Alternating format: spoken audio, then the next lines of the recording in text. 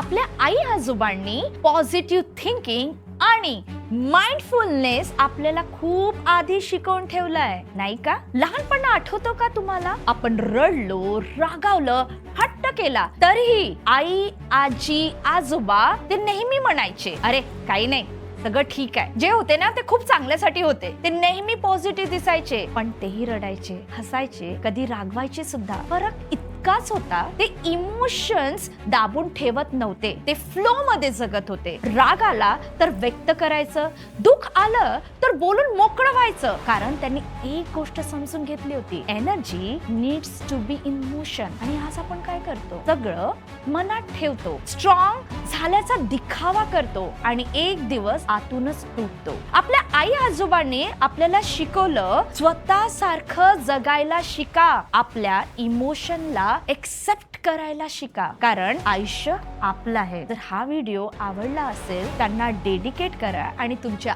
आई आजोबांचं नाव लिहायला विसरू नका.